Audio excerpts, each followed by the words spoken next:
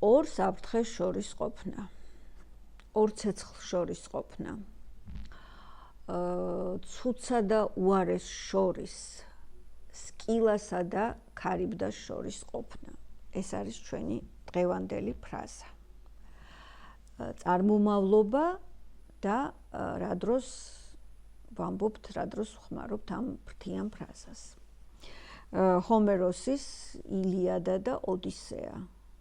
ორი ეპიკური პოემა. ილიადაში არის აღწერილი ტროას ბრძოლა, ომი, ტროას დაცემა, ხოლო აგერ უკვე გააცსწორეს მიწასთან ბერძენმა მეომრებმა ტროა, გაძარცვეს, ალაფით დატვირთეს ხომალდები და ბრუნდებიან შინ და შინ ბრუნდება ასევე ოდისევსიც, რომელიც ასევე ტროას ბრძოლის მონაწილეა. და ლომის წილი მიუძღვის მას ტროას დაცემაში, მე ამაზე მერე შემდეგ კიდევ მექნება საუბარი, როდესაც ტროას ცხენზე გამოთქმა ტროას ცხენზე ჩავწერ ვიდეოს და ვინაიდან ზღვის ღმერთი პოსეიდონი მფარველობდა ტროას და გულშემატკივრობდა წევლა დაადო ოდისევს, რომ აი შინ ვერ დაბრუნებულიყო მოკლედ და ვინაიდან ზღვის ღმერთი იყო და ზღვით უნდა დაბრუნებულიყო ოდისევსი თავის სამშობლოში, რა თქმა უნდა, ეს წევლა იყო ძალიან მნიშვნელოვანი და არც თუ ისე უშედეგო.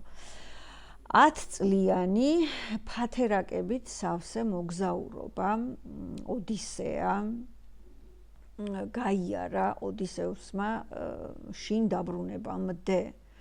ხან რომელ კუნძულს მიანარცხა მოკლედ ამ ზღვამ მიაყენა ხან რომელ სანაპიროს, ხან რომელ სანაპიროს და იმ კუნძულებზე ელოდა ფათერაკებით სავსე თავგადასავლები მოკლედ და ამ თავგადასავლებზე ჩვენ მერე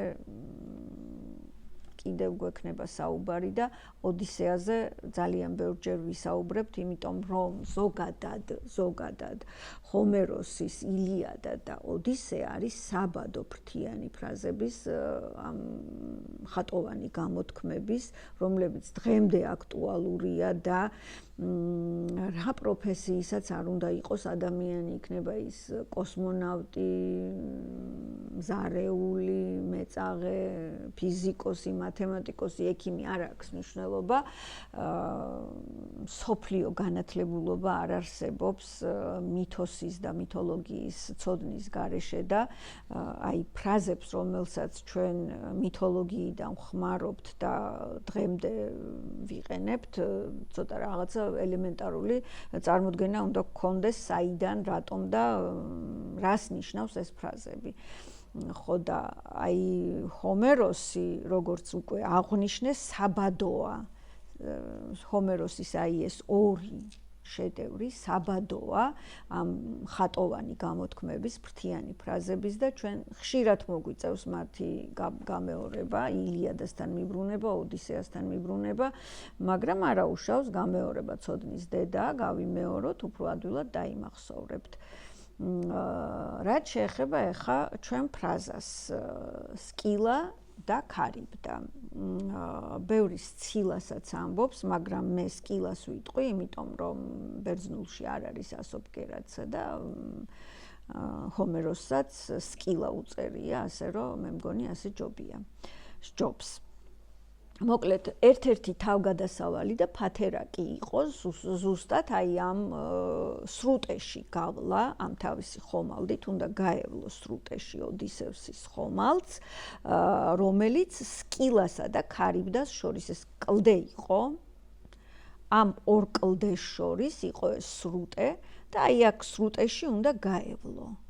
აქეთ ესე იგი ეს გამოქვაბული ქონდა, კლდის თავზე ცხოვრობდა ეს ურჩხული სკილა, რომელიც ერთ დროს ულამაზესი ნიმფა იყო, მაგრამ შემდეგ ამასაც წყევლის გამო გადაქცეულია ესეც ურჩხულად, ცხრათავიან ურჩხულად, გამოვა დაჯდება ხოლმე თავისი გამოქვაბულის წინ კლდეზე და ყმუის მოკლედ ტანი აქვს ძაღლის და თავები აქვს, აი ეს რაღაცა 6 თავი აქვს, რამდენი მე პირი ესე იგი კბილებით და როგორც კი გამოჩნდება რაღაც ხომალდი, იგრძნობს ეს ნადავლის სუნს იყნოსავს და გამოვარდება და ესე კი აი ზევიდან დააცხრება ამ თავისი 6 თავით და აკენკავს ესე მეზღვაურებს ხომალდიდან.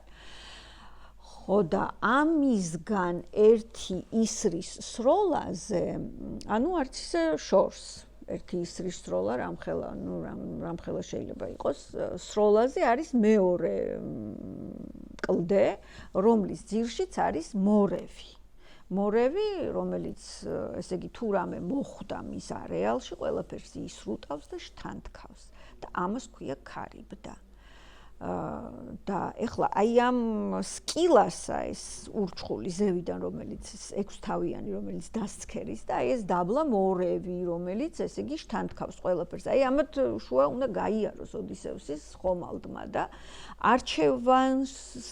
არჩევანი უნდა გააკეთოს რომელთან უფრო ახლოს უნდა გაიაროს, იმიტომ რომ ორივე საშიშია და წინასწარ მეტყველ ტირესიას კითხავს, რომ რა ვქნაო, როგორ მოვიქცეო და ტირესიასი ურჩევს, რომ მოდიო აქედანო, რომელიც უფრო ნაკლები დანაკლისით გაგიყვანს ფონს, ის აირჩე, იმასთან ახლოს გაიარე. აი, სკილა მაგალითად დაგაცხრებათ და 6 მეზღვაურს აგართმევს.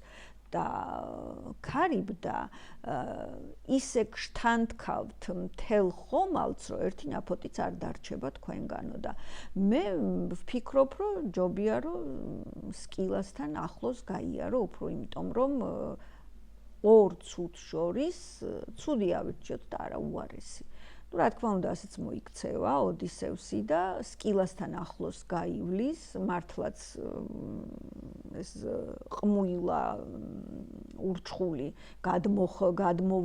გადმოეწოდება და აკენკავს ამ 6 მეზღვაურს, მაგრამ ну რა შედარებაა, ხომალდი გადარჩება და გამოივლიან, ესე იგი აი ამ მცირე დანაკლისით.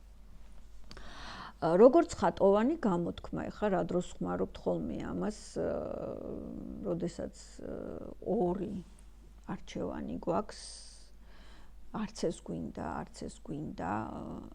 არც ეს მოგწონს, ხიფათის შემცველია ორივე ესეც ჩვენთვის, მაგრამ იძულებულები ვართ, რომ ავირჩიოთ რომელიღაც, იმიტომ რომ არ გამოდის ისე ვერ გავალთ ფონს, აი ასეთ დროს ხოლმე ვამბობთ სკილასა და ქარიბდას შორის ვარო.